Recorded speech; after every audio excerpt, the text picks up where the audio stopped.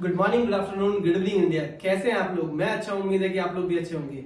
मैं फरहान लेके आया हूं एक ऐसी वीडियो जो आपकी जिंदगी में काफी अहम रोल निभाएगी। जैसा कि आप लोग जानते हैं कि communication and art of listening की क्या भूमिका है हमारी जिंदगी में, हमारे प्रोफेशन में और हमारी डेली लाइफ में। आज हम मिलवाएंगे आपको एक ऐसी शख्सियत से जो किसी परिचय के मोहताज नहीं है।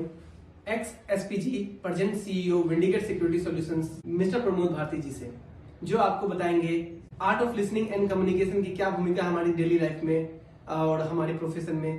तो चलिए मिलते हैं बिना किसी देरी के मिस्टर प्रमोद भारती जी से।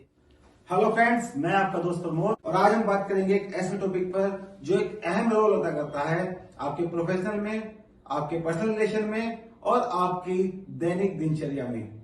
जी हाँ, मैं बात कर रहा हूँ communication and its effect on your personality. Communication को समझना बहुत जरूरी है और कम्युनिकेशन को आप इस तरह से समझ सकते हैं।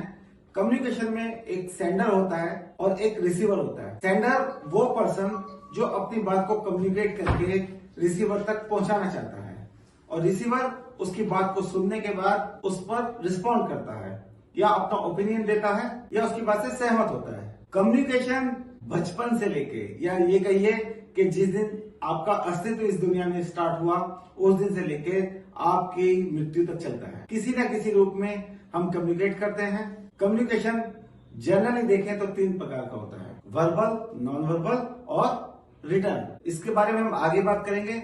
आज आप जानिए कि आप किस तरीके से एक इफेक्टिव कम्युनिकेशन कर सकते हैं। तो उसके लिए सबसे जरूरी क्या है?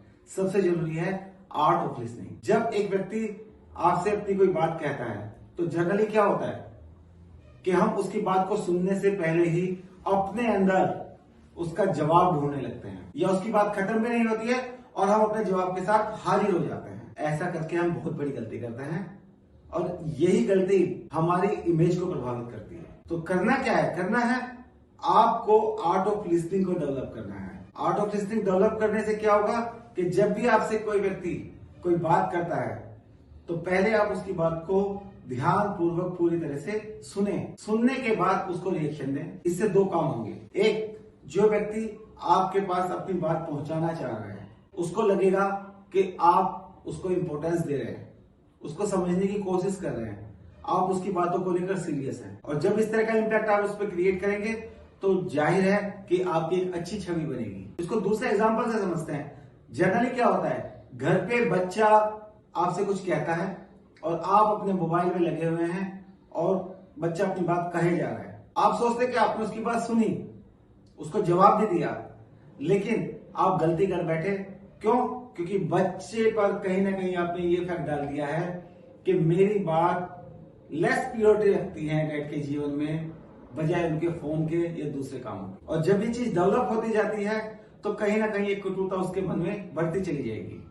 तो आगे से क्या करें? जब भी आपका बच्चा परिवार में कोई भी शख्स या आपके व्यवसाय में जुड़ा आपका जूनियर या सीनियर जब भी आपके पास किसी बात को लेकर आए या अपनी कोई बात कहना चाहे तो सबसे पहले अपने सारे कामों को छोड़कर उसकी बात को ध्यानपूर्वक सुने। ऐसा करना आपकी छवि के लिए बहुत ही लाभकारी सिद्ध होगा और आप सामने वाले पर एक पॉजिटिव इंपैक्ट छोड़े। दूसरा फायदा क्या होगा? जब आप किसी की बात को ध्यान से सुनेंगे तो आप एक अच्छे ऑप्शन या अच्छे आंसर्स के साथ उसका जवाब दे पाएंगे।